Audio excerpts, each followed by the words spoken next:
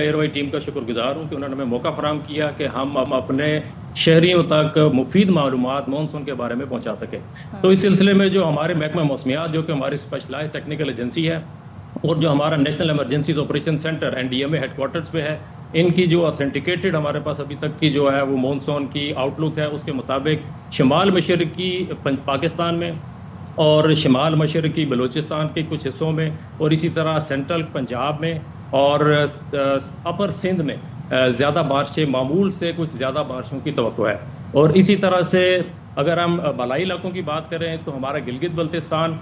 اور KP کے جو بالائی علاقے ہیں ان میں معمول سے کچھ کم بارشوں کا امکان ہے. لیکن اس کا مطلب ہرگز یہ نہیں ہے کہ ہم اس طرح کے جو ایریٹک اور رین فال کے جو ہیں اور فلیش فلڈز اور ہل ٹورنٹس کو ہم رول آؤٹ کر سکتے ہیں. ان کے چانسز بار صورت موجود ہیں. اچھا، یہ بھی بتا دیں اب کہ جب مونسون کی آمد ہوتی ہے، موسلادھار بارشیں ہو رہی ہوتی ہیں تو کئی علاقوں میں لینڈ سلائڈنگ کے خدشات بھی ہوتے ہیں، تو کون کون سے علاقے لینڈ سلائڈنگ سے متاثر ہوں گے؟ جی، لینڈ سلائڈز کے علاقے ہمارے جو گلگت بلتستان کے اندر ہیں اور اسپیشلی کشمیر کے اندر جو ویلی نیلم کے علاقے ہیں وہاں پہ لینڈ سلائڈنگ کے جو ہے وہ چانسز موجود ہیں، کیونکہ آپ کو پتہ ہے کہ کلائمیٹ چینج کی وجہ سے کافی حد تک موسم میں تبدیلی آ چکی ہے اور اس حوالے سے جو ایریٹک رین فال ہے اس کے امکانات کو رول آؤٹ نہیں کر سکتے. اور ان علاقوں میں جب بارشیں ہوتی ہیں تو فلیش فلڈ کا اور لینڈ سلائڈ کے بہت زیادہ خطرات ہیں اور اس سلسلے میں ہماری ایڈوائزری جو ہے ہم نے ایشو بھی کی ہوئی ہے جو صارفین تک ہم پہنچانے کی کوشش کر رہے ہیں. تو سلیم صاحب، یہ ہیوی اسپیل ہوگا کیونکہ ظاہر ہے ہم یہ دیکھ رہے ہیں کہ جب اچھی بارشیں ہوتی ہیں تو پھر آنے والے کسانوں کے لیے آنے والا ٹائم اچھا ہوتا ہے، فصلیں اچھی ہوتی ہیں. سو ایک ہیوی رین اسپیل ہوگا، فائدہ ہوگا اس سے آپ سمجھتے ہیں یا پھر ہلکی پھلکی ایک بارش لگی رہے گی؟ جی، اس سے چونکہ ہماری زیادہ تر ایگریکلچر کی جو ضروریات ہیں وہ ہمارے ڈیم سے فل ہوتی ہیں تو ہمارے ڈیمز میں پانی انشاءاللہ بہتر ہو جائے گا. اور جو ہمارے مشرقی جو ہمارے دریا ہیں جس میں ستلج، راوی، بیاس ہیں، ان میں بھی ہمیں معمول سے زیادہ جو ہے وہ پانی کی توقع ہے اور اوورآل انشاءاللہ پانی کی صورتحال بہتر رہے گی. اچھا سلیم صاحب، اب کراچی والے تو پچھلے سال اگست سے بارشوں کو ترس رہے ہیں، تو اب مونسون کے پیش نظر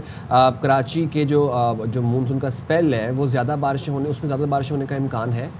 جی، کراچی میں جو ہے وہ اینڈ آف جولائی پہ اور اپر سندھ جو ہے جس میں سکھر آ جاتا ہے، جس کے اندر حیدرآباد ہے، ان علاقوں میں اور پھر جو زیریں علاقے ہیں لوئر جس میں کراچی ہے، ٹھٹھا ہے، ان میں بھی جولائی کے اینڈ میں معمول سے زیادہ بارشوں کی توقع ہے اور پانی زیادہ آئے گا. یعنی کہ بس ابھی پورا جولائی بھی نکل جائے گا، جون تو ختم ہو ہی گیا ہے، بس جولائی کے اینڈ میں ہی ہم سوچیں کہ بارش آئے گی. لیکن موسم ویسے اوور آل گرم رہے گا جولائی میں یا ابر آلود رہے گا کراچی کا؟ میں پوچھ رہی ہوں آپ سے. جی، اصل میں کراچی میں یہ ہے کہ جو ہیٹ ویو ہے اس کے امکانات کو ہم قطعاً بھی جو ہے وہ